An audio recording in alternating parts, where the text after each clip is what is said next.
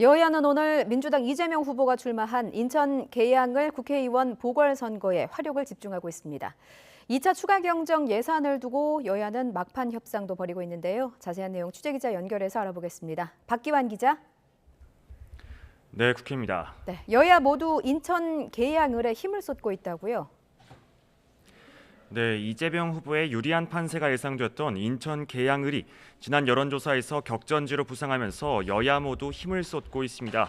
더불어민주당 이재명 후보는 기자회견을 열고 정부가 전기철도 등을 민영화하려 한다며 반대 기자회견에도 참석했습니다. 이 후보는 국민 등골을 빼먹는 민영화는 용납할 수 없다며 민주당이 민영화 방지법을 만들겠다고 정부를 향해 날을 세웠습니다. 들어보시겠습니다. 자기들이 고발해놓고 고발당했다고 손가락질하고 그 고발 수사 피하려고 뭘 한다 이런 프레임 만드는 아주 악성의 정치 세력입니다. 이렇게 정치하면 안 됩니다. 민영화, 우리 국민들의 등골 빼는 민영화, 특정 개별 민간 사업자들의 배를 불리는 민영화 결코 허용할 수 없습니다. 국민의힘 지도부도 오늘 인천에서 선거대책위원회를 열고 집중 유세를 벌이며 인천 계양을 보궐선거에 출마한 윤영선 후보에 힘을 실었습니다. 권성동 원내대표는 이재명 후보를 향해 오로지 당선을 목적으로 연고도 없는 계양으로 오는 게 말이 안 된다고 비판했고 윤영선 후보도 이재명 후보가 계양을 이용하려 한다고 비난했습니다. 직접 들어보겠습니다.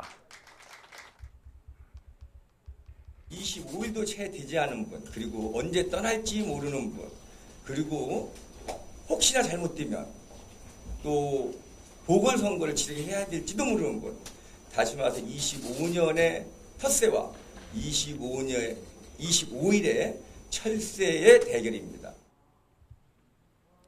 이와 함께 오늘도 이번 지방선거 주요 후보들은 숨가쁜 일정을 소화하고 있습니다. 서울시장 후보들은 오늘 밤 방송 토론을 앞둔 가운데 민주당 송영길 후보는 청계광장에서 집중 유세를 벌이고 있고 국민의힘 오세훈 후보는 광진과 성동구에서 출근길 인사를 했습니다.